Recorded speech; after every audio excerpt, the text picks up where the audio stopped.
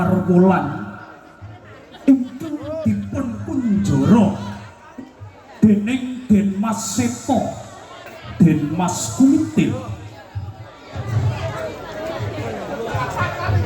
Siniget Amor Wekawi kawastara wonten ing Kadipaten Brangwetan nggih Blambangan.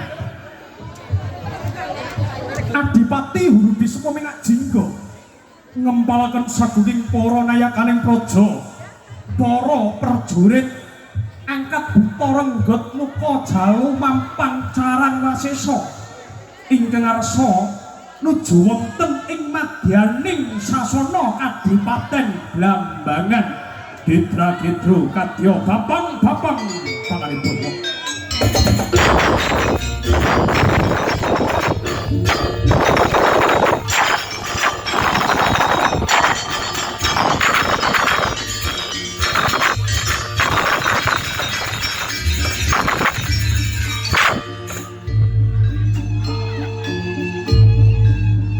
Sagunging para prajurit, para mandalaning nata ayuh seperti koning pemandang gawe cah lok ya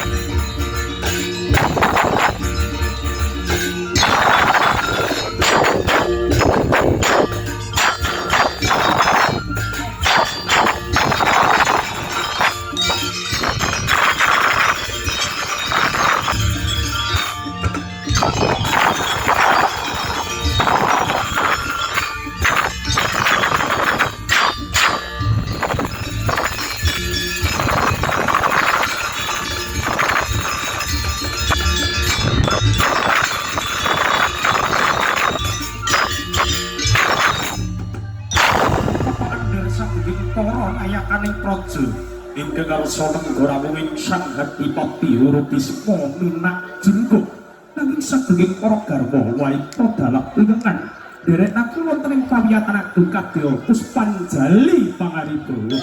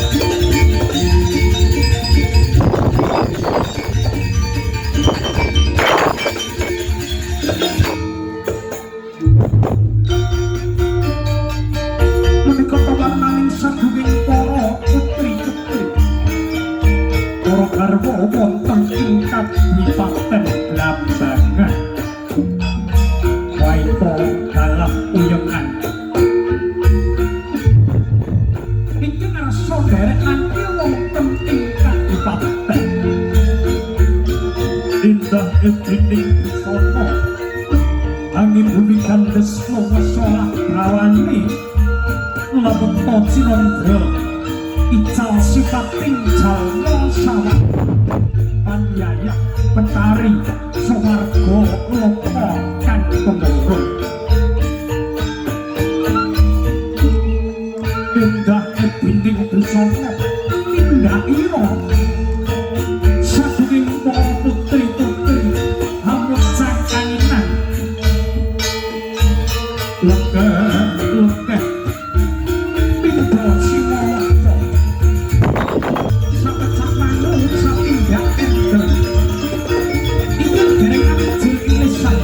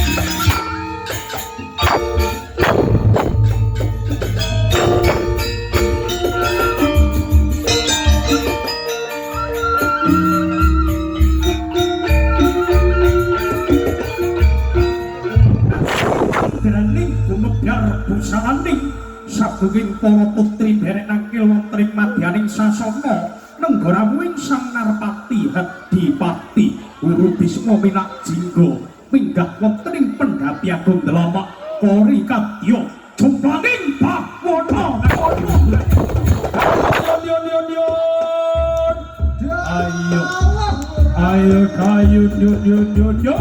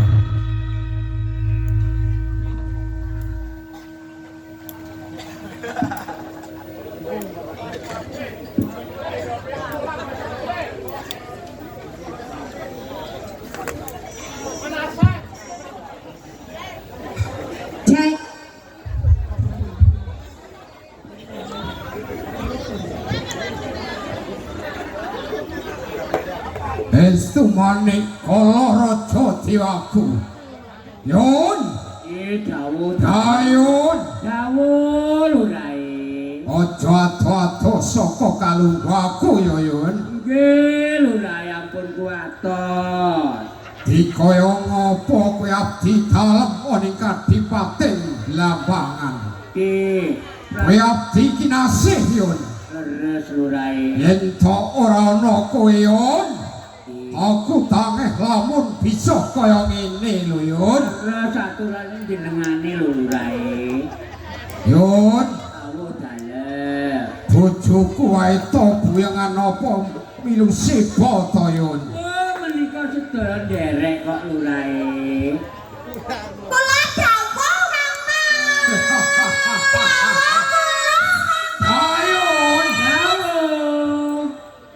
yen to aku ngrungokake bojoku wae to buyangan waduh Yun. Kenapa Lurae? Suaraning kaya gembreng kecepit bokong Yun. Ah, sakit kan Mas. Pemrumpiang ya Yun. nggih. Sing ngentek-ngenteki kedoati wong ngene iki ya Mas. Apa iya Yun? Nggih napa mboten? Nggih Gusti Putri, estu. Wingi nempun telas rombau setengah. Mbak Dani. Ayun, Dawuh. mulane kowe mumpung durung kadung hati-hati ya Yun. Nggih Lurae. Mengko tanahmu kabeh wis padha entek isih golek wae Yun. Aniku donga dinonga ibarate namung bolot Lurae. Ngono ya Yun. Namung titipan kok. Ah, leres niku Mama. Besok yen wis kapundhut dening Gusti ora-orane yen bondo donya kuwi digawa ya Yun. Pasti nggih ditinggalke. Ayo. Ning kala wektu wonten kok Lurae. Apa ya ana ya? Tinggali malah gemerah. Kowe ora ndodho wong kaya ngono kuwi lho Yun. Bursagrema nemu dienggo bengkerengan Yun. Nggih niku. Nggih mugi-mugi keluarga jenengan langkula pun ngantos kados ngaten lho Lurae. Ayo yen ngono ayo donga dinonga keluargane dhewe aja nganti kaya ngono. Ya Yun. Nggih. Diajeng wae to diajeng. Iki kula dawuh, kula dawuh Mama. Diajeng wae to. Diajeng wae to cahayu cah dina tadebleng. Ayune setampah mubeng. Tak gendong ora tak doki yen to ora mangsa rendeng. Diajeng wae to diajeng.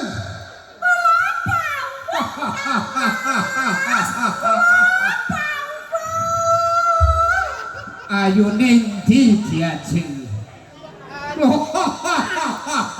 Kowe iki piye to diajeng? Apa to Mama? Wong pamer ayu ki ora kaya ngono kuwi diajeng. Lah aku mau ngudang nduk apa tole Joko areke juaput aku ya ketularan kan. Mlecur kaya kowe bikang kuwi diajeng. Kuwi lek senengane panjenengan Kang Mas. Ayo jebuling diajeng wae to ngerti kemarmanipun Kakang diajeng. Menika sampun adat pakulinan. Lek panjenengan menika senengane sing mlecur-mlecur tur angkat Kang Mas. Ning kudune sing bosong pinggire ya diajeng. Lah ngono kuwi Kang Mas. Yang dicokot melu nyokot diajeng. Ayo kuwi mau bikang kuwi mau diajeng. Keri Loh. keri ngono to Kang Mas. Oh iya, aku diutang kayak para putri ngono. Ala keri ngono Kang. Kuwi sing utang sapa diajeng? Kayak para kadang putri. Para putri. Ki Kang. Kabeh kuwi mau mung saka gedining tresnaning karo diajeng wae to. Laki Kang Mas kula menika nggih ngestokke kok. Dene lek diulang jaman nono kula mung ngestokke Kang Mas. Ning kuduning diajeng wae to ki padha tresna antresani. Terus. Jalaran Kadipaten Blambangan kuwi dimulat para bupati pamancat saka gumebyaring kadipaten Blambangan Leres Diajeng. Kang Mas Kadipaten Blambangan menika dados tuladaning praja lentuke napa mboten Kang Mas? Mula saka Diajeng Kadipaten Blambangan sing wis gumebyar ayu padha dijaga. Kae ana unen-unen Diajeng. Napa Kang Mas? Cufrah kau dadiake bubrah Diajeng. Leres Kang Mas. Mula saka Diajeng Nggih, aku njaluk marang Diajeng wae to puyengan. kados pundi? Para putri Allah lan apike mangsa bodho marang Diajeng wae to Diajeng. Panjenengan dene ampun watos Kang Mas. Kula mung garwa panjenengan sing garane nyawa menika dados tuladaning para putri wonten Kadipaten Blambangan. Lah kowe piye Diajeng puyengan? Kula dawuh Kang Mas. Yun, iki rada beda meneh Angger Diajeng. benten kok tunggal niki estu. Yen ngendikan kuwi lho Yun, dilabari mesam-mesem ketip-ketip kaya bocah dengleng Yun. Nggih. Coba dolanan Yun. Nggih. Kuwi sing nglangeni Yun. Nggih kados Lah niki sing marane sampeyan ketok-ketoken lho Kang Mas. Rono sing ketap-ketip kuwi Yun, sing nglangeni Yun. nggih. Sing marane sampeyan mak lho Kang Mas. Napa? Piye Diajeng? Ono ya Diajeng. Nggih kok Kang Mas. Kepengkot Kang Mas. Nalika biyen pun Kakang weruh marang Diajeng puyengan krana saka ketap-ketipmu kuwi lho Diajeng. Ning ketap-ketip ki aja dilangi ya Diajeng. Nggih Kang Mas. Mengko yen bendina ketap-ketip ngono ki Yun, Nggih niku. Kula lak kecape mboten napa-napa. Tipe niki lho sing Yun. marai jatuh hati.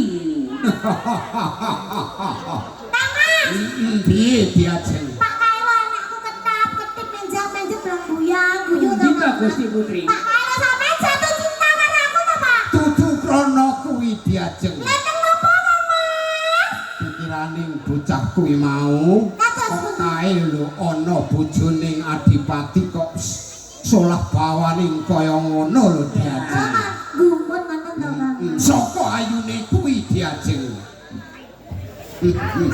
Tapi ora ayu meneh Diajeng. Lah, tur napa Kang? Ayo kok kaya mentok memeti nek ngerti Diajeng. Nanti calon dinablok to Kang Mas. Besok tak kabur. Iki wis wayahe Kang Mas. Lah aku wis dekem perandang kok. Berarti mencoke memeti. Nggih. Wis wayahe niki Kang Mas. Sedelo maneh anggem ya Yun. Nggih. Paman angkat buta paman renggut. dawuh katining balan kula anak anggen Kados pundi pawartanipun kempaling sedaya para prajurit. kasenyataning kempaling sedaya para prajurit boten wonten ingkang godhangaken palenggahan kepara tansah nantrungaken jangga nelingaken karna nengga dawuh panjenengan dalem mana anggen Menawi to sedaya para prajurit sami pepandhen monggo klati lengkap prayogi Mangesta dawuh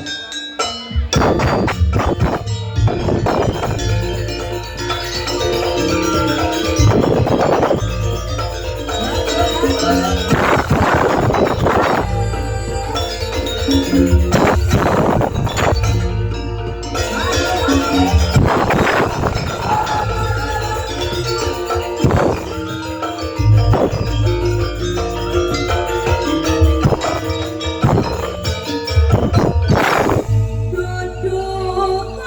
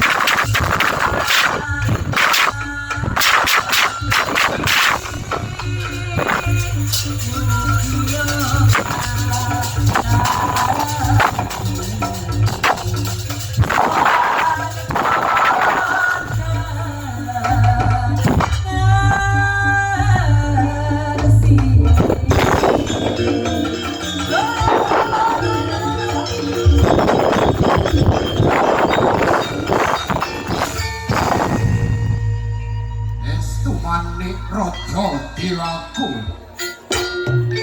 ya jen Rawuh Kang Mas. ya jewaito sira ngaturake angsung pabekti marang pun kakang tak tompo pangestuning pun kakang tumulinggal tampani ya jen Sangat-sangat kawula ngudi Kang Mas. Mugi dados jejimat marang garwanipun Kang Mas. dia jewaito Kula kasih nggih dawuh Kang Mas. dia jeng pinangka mustikaning putri Kadipaten Blambangan yo pinangka tepo tuladaning kabeh para putri banjur pun kakang daya mung keping ngerti kabeh pawartaning nggonmu rarata kabeh para putri ning Kadipaten Blambangan diajeng Sabeti dhateng panjenengan dalem Kang Mas. Kula mong garwa panjenengan menika sowan dening para putri wonten ing Kadipaten Blambangan. Boten wonten ingkang godhangaken dhateng palenggan. Sedaya para garwa ugi para putri derek sowan Kang Mas. Boten kejuaken dhateng asma panjenengan dalem Kang Mas. ayun Awul ulae. rasa-rasaning atimu kapiyon yen to ngrungokke atur pelapuraning diajeng wae yon Kula ngetumut dina estu boten kados dalu niki kok. Mireng suwanten niku. Oh, Panjenengan kangen to Kang Mas. estu kula boten ngalembono. Disampeh ngono ning sauti kok ya wis kitap-kitapen ki lho. ayun Nggih dawuh dalem. beda meneh karo suaramu yon yen tak rungokke kok suaramu kaya wong dodol jamu to yon Angge wong ibarate kaset kenging reno kentik. oh ngono yon Nggih. sapa wae ora seneng atine yon Nggih. yen to duwe karo pasuryaning ayu pindaning widodari kang anijawanta yen to nindakake kewajiban yun ora gawe kuciwaning atiku lho yun Boten jenengan wong kula boten melu duweni melu bingah kok estu. Pados kados Gusti Putri ngeten iki. Lagi mau sampai atol rong bau setengah kuwi mau. pasuryaning ayu pating gemerlop pindane ninteng panjer sore ya yun Nggih garwane sinten? ayo garwane sang adipati Guru Bisma Minakti Nggih. diajeng wae to Kula dawuh Kang Mas kados pundi panjenengan napa Mas?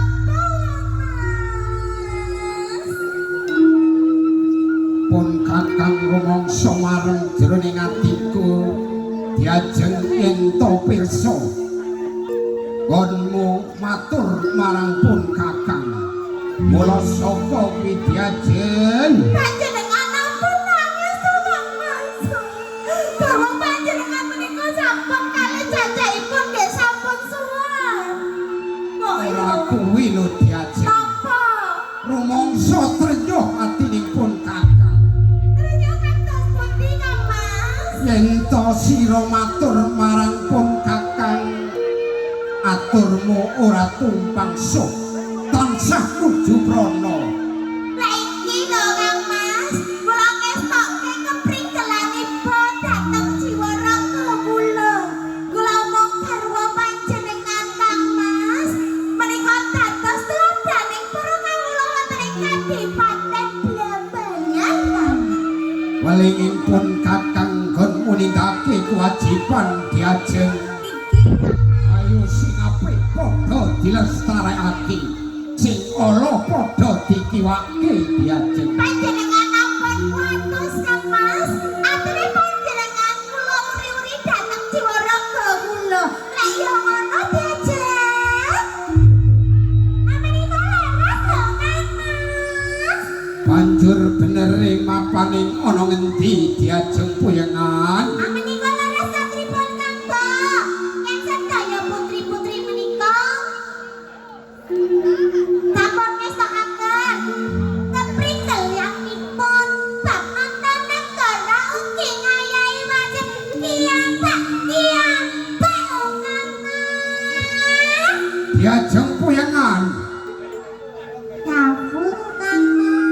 kabeh kuwi mau krana saka gedining kawicaksanamu dening adi-adimu mung mulat marang diajeng waita karo puyengan mula saka kuwi diajeng welingipun kakang yen to diajeng sakloro manjing ana taman sari kadipaten Blambangan aja pisang-pisang cecongkrahan ya diajeng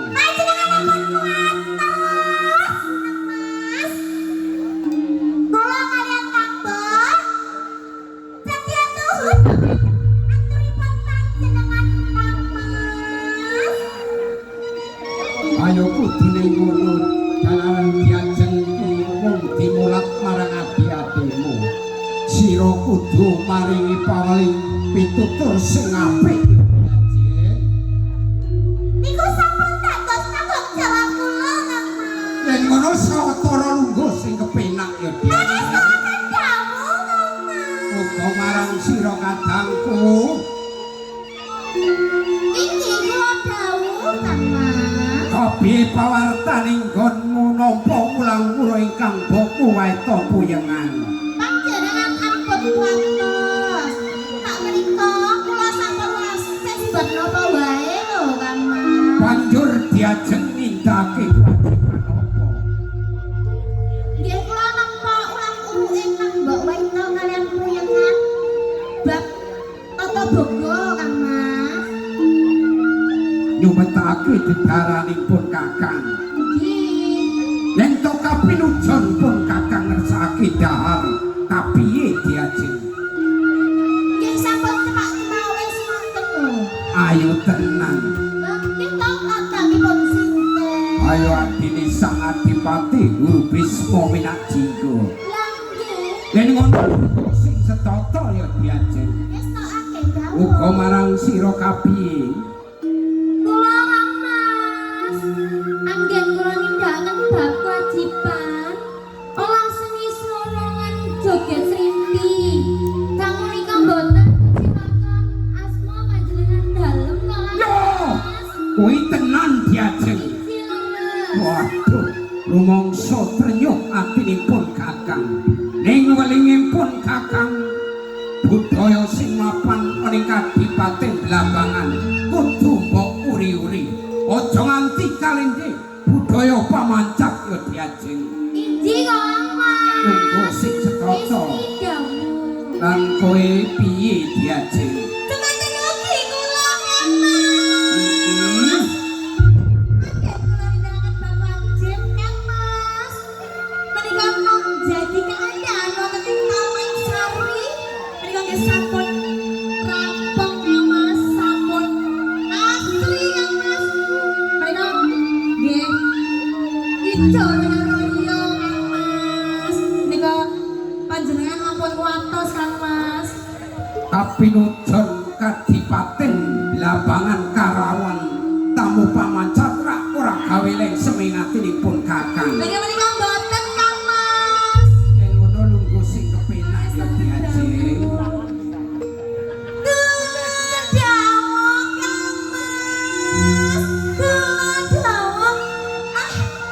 Yon iki wis beda meneh Yon Angge. sing ora kuat iki sing pungkasan kuwi mau Yon ayo kuwi aku kelingan nalika anu oleh kapungkuran Yon Angge ngatur dikane amoh nika. ayo karo diajeng wae to puyengan to piye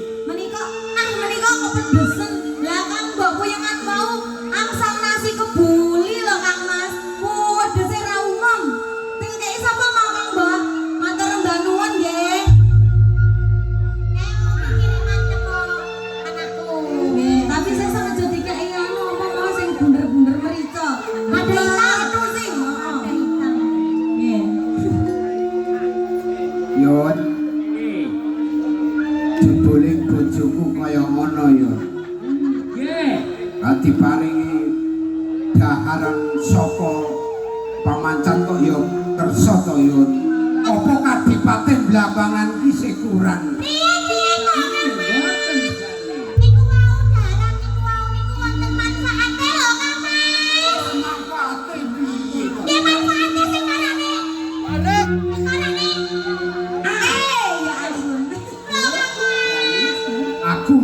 Diajeng.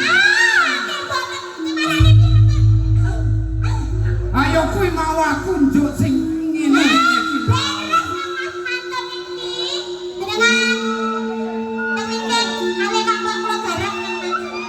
Aku digarap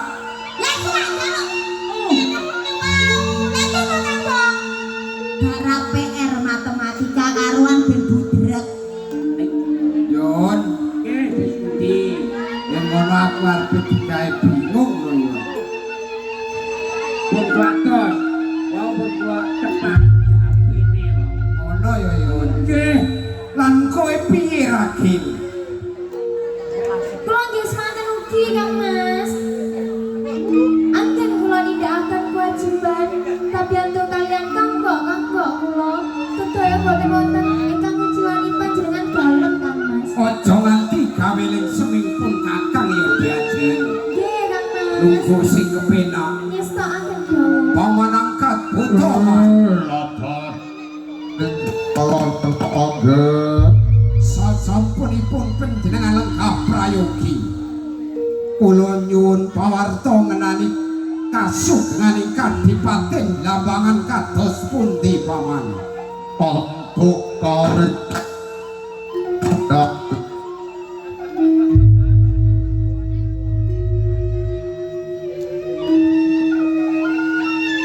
untuk ajak sampun jenengan dalem anggenipun ngasta kendhalinipun rudha pemerintahan wonten ing Kadipaten Blambangan.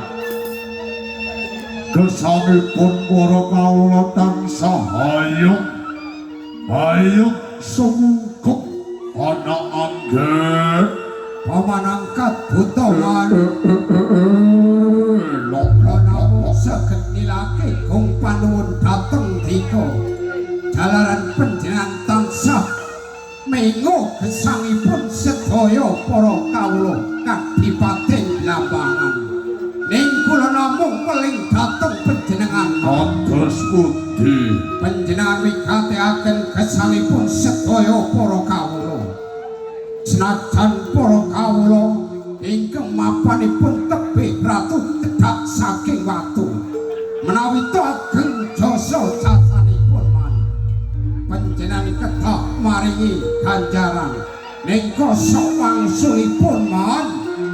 Panjenengan ampun mawas mantri bupati menawi to ageng dosa kalepatanipun panjenengan kedah maringi paukuman man.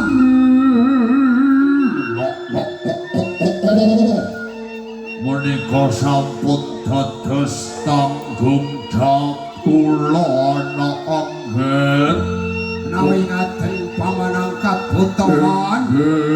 Sarening pendopo Kadipaten Blambangan dipun kebaki sawaning para prajurit. Sawetawis panjenengan kula trilengkap prayogi. pangasta kedawa Muga panjenenganipun paman renggut muka dawuh pininggalan anggen kados pundi pawartanipun gen panjenengan mranata sedaya para prajurit man.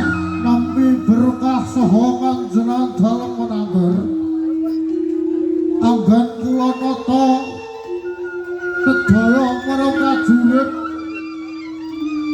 ingkang boten ngucapken asma panjenengan dalem menangger Ayo Oh, lulai. seneng atiku yun yen to mitangetake aturing paman renggut muka yun. Ning sejati ning sedidik rada isin aku yun. Berdono apa isin? Apa ya mungguh to yun? Yen to mantu disembah karo maratuwa yun. Yen kagem kula nggih monggo kemawon. Mantu menika kan wonten dalem. Menika wonten ing Kadipaten wonten ing kraton. Menika sampun dados tanggung jawab jenengane mboten bantu niku lurae. Ngono ya yun. Nggih. Ning rak ya ora dosa to yun. Boten lurae. Paman renggut muka man. dawuh pininggalan anggen Menawi ngaten atur pelapuran panjenengan badhe kula tampi sawetawis kula trilengkah prayogi nggih Mas. Astaken dawuh. Uga panjenenganipun paman Carumuka. Inggih. Agen kula sabiyaku kelangkah Mas kula. Lagi bakaran karo prajurit. Sedaya boten wonten ingkang mudhani kagungan dalem. Samangke wonten pawongan dugi negari ingkang badhe rusak tatanan wonten kadegaten Gabangan. Kagungan kuapa.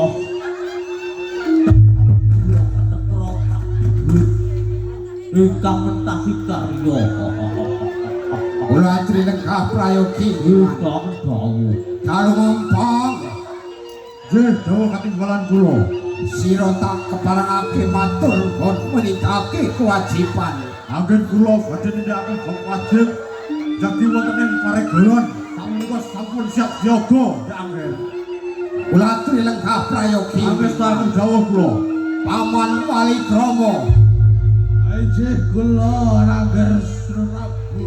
setitik kula radi pangling kalian panjenengan. Pangling kados pundi? Biasanipun panjenengan boten kados ngaten menika wae. Ing ngapunten man. Kula kepengin mangertos yen panjenengan nindakake kewajiban man. Pangapunten dalem sewu Rangger. Kepareng matur lepat nyuwun pangapunten. Boten dados menapa man.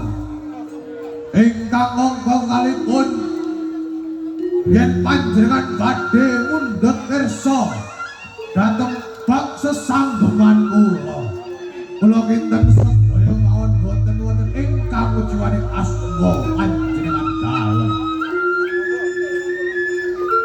Menawi ngaten kula trilengkah prayogi nggih man. Monggo Wangsul dumateng paman angkat buta paman renggut muka. dawuh kadinimbalan kula nanggen. Sejatosipun gen kula nimbali dhateng panjenenganipun ugi sedaya para prajurit. Wonten kawigatosan ingkang badhe kula aturaken man. Ning ngapunten man. Menawi to kula midhangetaken aturipun adi-adi kula pawistri. Menaning yenipun olah seni swara langen pesan menika sedaya sami wasis. Umpami pendopo Kadipaten Blambangan badhe kula awontenaken bandul keramaian kados pundi man. Mapan kaleresan menika ingkang dipun ajeng-ajeng dening sedaya para punggawa ing bumi Blambangan ana anggen. Yen ngaten sedaya para prajurit sami ngantos-antos to man. Mangestaken dawuh. Diajeng wae to diajeng poyengan. Inggih dawuh kula Mas. Wis ora tambali maneh mesti sira krungu dhewe Inggih diajeng. sampun midhangetaken kok Kang Mas. Kula saka Pidiajen kono-kono tumulinggal diwiwiti diajeng. Sakniki Kang Mas. Sesuk Karyoyo diajeng.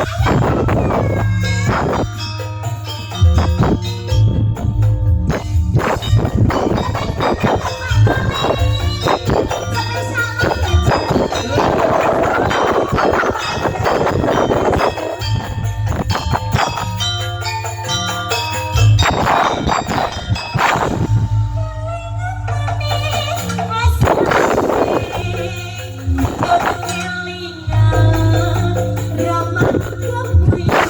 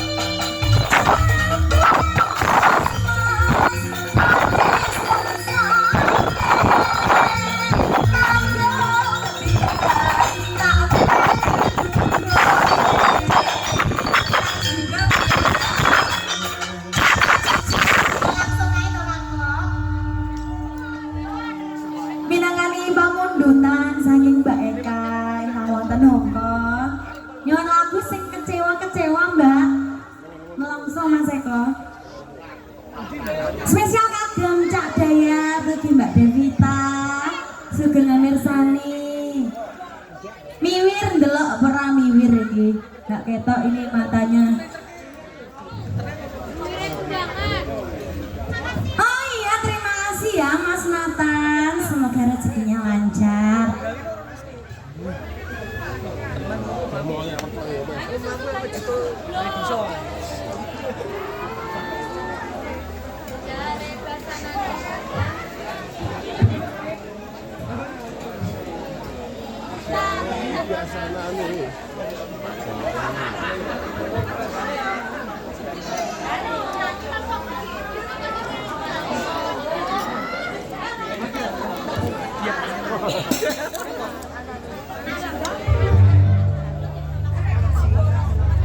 Besok lipstick mah, besok tenang ya.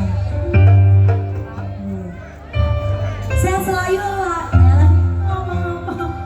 Sehat selalu ya Mbak Eka, semoga rezekinya lancar. Terus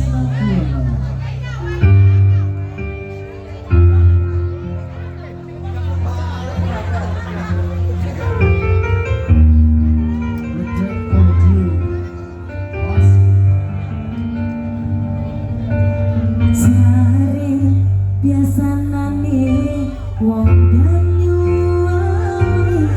kalembene roti riko sing eling bengi yo bengi saiki riko wis lali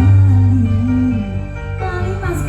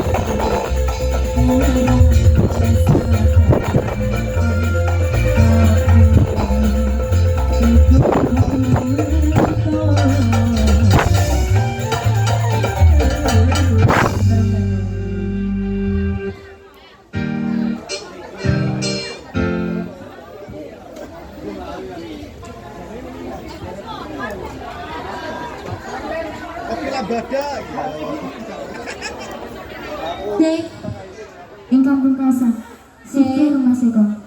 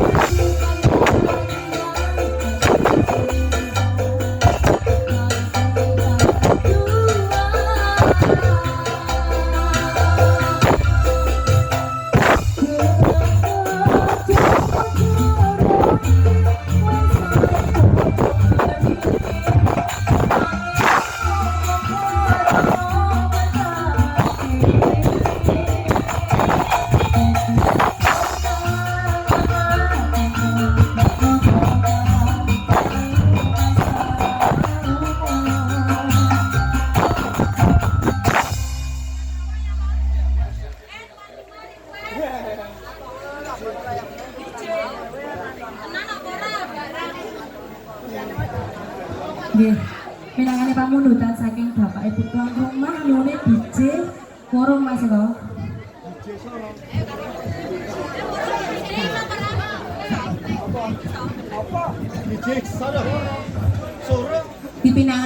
Dipinangkani diajeng pokoke DJ apa-apa doyan. Monggo. DJ Sultan.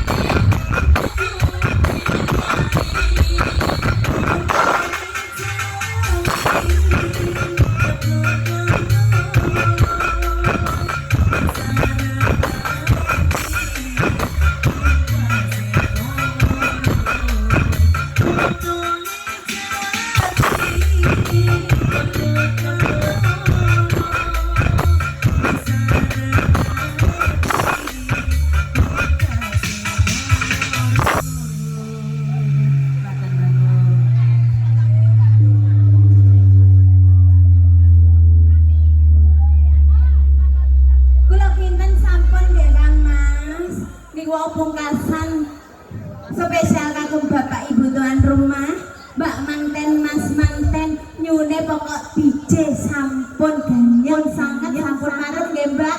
Tepuk tangan mbak mas. Kados pundi panjenengan dulu menika para kawula kadipaten Blambangan lho Kang Mas. Aku milu kedut-kedut diajeng. Panjenengan ngumpet Kang Mas. Lagi apa dipet to Kang Mas? Mangke gringgingan lho Kang Mas. Jebule DJ iki penak tenan ya diajeng. Langge lek Diresapi. menika lho Kang Mas, jangget ning ati Kang Mas. Aku iki kemarmaning para muda lho diajeng. Nggih, lek para sepuh Kang Mas. Ora kae sing lagu sing wis kependem-pendem kae. Nggih, menika Anuruti DJ mrodol kabeh yen to sing sepuh diajeng. langge yen ta wonten pamundutan mangke disebut malih nggih Kang Mas. Kaya kudune ngono diajeng. Pipik telo. Gak sepenting roto ae. Diajeng wae to diajeng puyangan lan paman patih Inggih dawuh Kang angkat Mas. buta. Kula badhe nglajengaken wigatosan menika paman. Semonggo to Kang Mas sajakipun menika wigatosipun penting sanget. Monggo panjenengan medharaken. Kula mung garwa lho Kang Mas. Mung saged midhangetaken yen to wonten mangke panjenengan gadhah wonten ing penggalih nggih kula urung-urung nembung dhateng kula. Ayo kudune ngono diajeng wae to diajeng puyangan tak keparangake urung-urung rembug ya diajeng. Semonggo Kang Mas. Paman angkat buta. Kabupatening balon kula. Kula badhe miwir sejarah ingkang sampun dumadi. Sejarah menika dumunung wonten ing Praja Majapahit. Nalika kula tasih enem tasih muda namine kula Jaka Umbaran. Majapahit wonten Dreda ingkang dipun tuaken kalian si Kebo Marjuwet. Lajeng Majapahit antawisipun Kebo Marjuwet perang gedhe sanget. Prajurit Majapahit sami mlajar sarang tunjang boten saged mambang kridaning si Kebo Marjuwet paman. Lajeng Sang Prabu Bramartunja ingkang sampun suwargi ngawontenaken Giri Patembaya. Sinten kemawon ingkang saged mejahi Kebo Marjuwet badhe dipun ganjar. Sepindhah badhe dipun ganjar tanah saksi Karsemaka wonten ing Brangwetan. Kaping kalipun badhe dipun dhaupaken kalian Si Subasiti. Nalika ngarep kula mlebeti Giri Patembaya jebulipun paman angkat buta. Kula ingkang saged mupu Patembaya menika kula sampun nampi ganjaran ingkang kaping sepindhah tanah saksi Karsemaka wonten ing Brangwetan nggih Kadipaten Blambangan.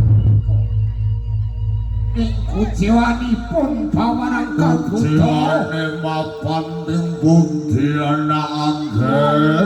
ganjaran ingkang kaping kalih dereng saged kula tampi. Kamangka pakon sampun kula tindakaken ning tukon dereng saged kula tampi. Lajeng kula kedah tumindak kados pundi paman angkat buta. Nuwun sewu anak angger mbok bilih atur kula mangke wonten sisipipun. aturing para pinter sabda pangandikaning ratu tan kena wolawali sariginipun Sang Maha Prabu Glomartunjuk menika kagungan utang kedahipun nyaur kosobanipun jrandalem kedahipun nagih anak angel Pamanakat buta menawi ngaten kula kedah nagih janji wonten ing Majapahit laras anak angel Cekak Kang Mas, cekak. Ngapunten dalam sewu Kang Mas. ya cerai Panjenengan dalam Kang. Ya to kula midhangetaken aturé panjenengan kadhedhuk jroning penggalih kula. Panas kuping kula Kang Mas. ya cerai kabeh kuwi mau mung aku ngugemi dawuh Sang Prabu Glomartunjuk Cekak Kang Mas, menika nggih janji nalika remuhun Kang Mas. Panjenengan sampun gadahi garwa. Kula kaliyan diajeng itu mlakuyengan Kang Mas. diajeng wae to diajeng puyengan Kula dawuh Kang Mas. pancen aku wis duwe garwa loro diajeng wae to diajeng puyengan ning dikaya apa diajeng dia hayu supa siti ki katresnanku dikaya apa dia supa siti kudu bisa dadi bojoku diajeng Kang Mas Dipati. Panjenengan menika panguwasa wonten ing Kadipaten Blambangan. Panjenengan sugih bondo donya. Pangkat derajat anake Kang Mas. Panjenengan saged dados tuladhane para kawula wantun. Kadipaten Blambangan Kang Mas boten. Panjenengan sampun mujiwakaken dhateng garwa panjenengan. Garwa tegesipun sigarane nyawa Kang Mas. Putih mawon. Panjenengan kudune katresnan ngayomi dening garwa. Boten ngidak-idak ngantos wonten Kang Mas. diajeng wae to diajeng puyengan Dawuh Kang Mas. ora kurang-kurang gonku tresno marang diajeng sakloron ning yen to kegayaning pun kakang bisa kasembatan ora-ora nih yen to aku bakal lali marang diajeng sakloron Boten. Kula sampun ngarujuki Kang Mas. Menika dening ingkang kaping sepindhah. Jur, ingkang kaping kalih Kang Mas. Kula panjenengan pateni kemawon.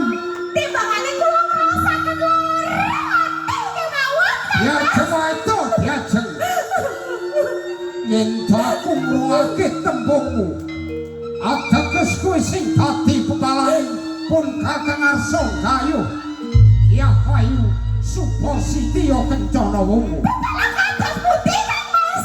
Kula mung garwa panjenengan tolong Kang Mas.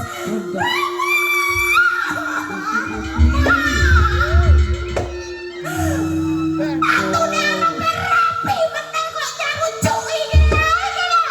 wis tandha kowe iki mung jejare wong wadon manuta karo wong lanang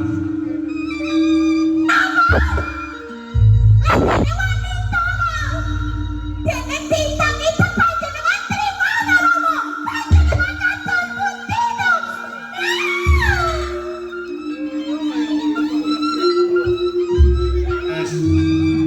wis sing penting manut urip mulya ning bumi Blambangan Ora kaya dene kesengsa batin ayo minggat ae diajeng.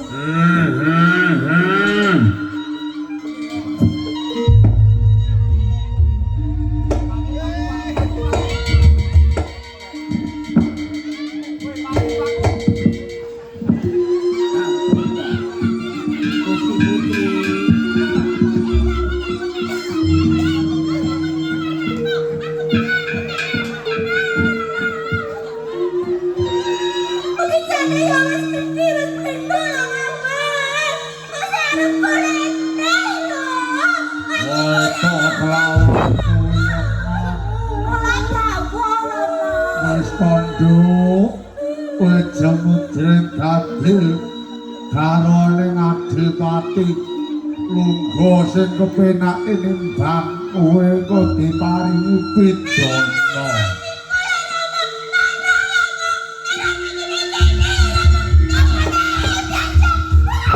Saking di mana? Oh,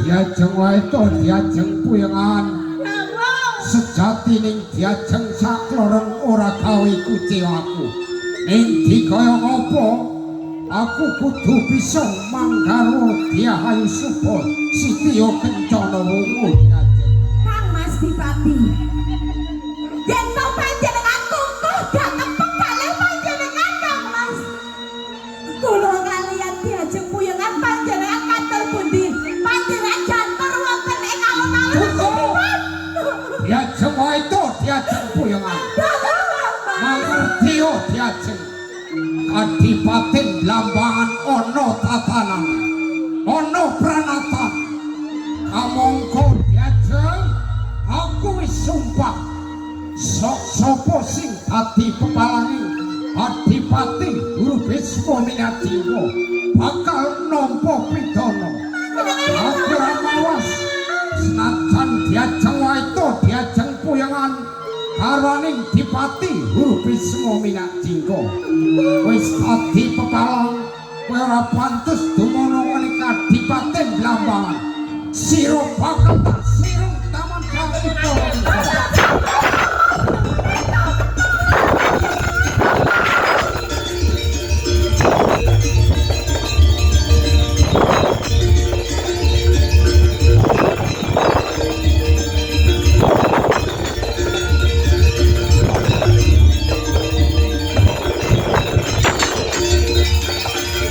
Pamanangkat utawa pamangkat koko kula namung ngaturaken kung kang tanpa pepindhan jalaran kula wantun nyilong diajeng wae to diajeng puyengan paman Ingkang lepat punika garwa panjenengan inggih putri-putri kula menawa Dajering dados tiyang asepah kula nyuwun pangapunten nggih.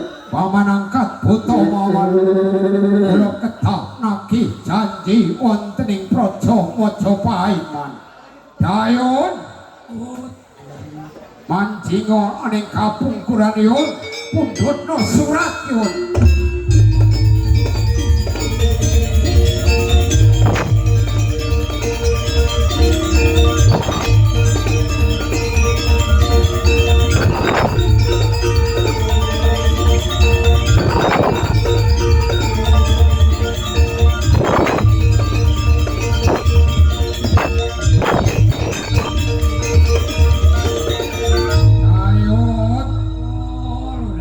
ini surat paring no aku yun monggo dengan tampi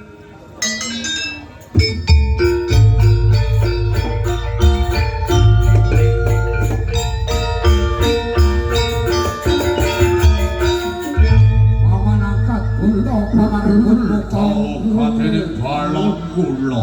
kula aturi majeng panjenengan tampi surat menika Mangertaken dawa.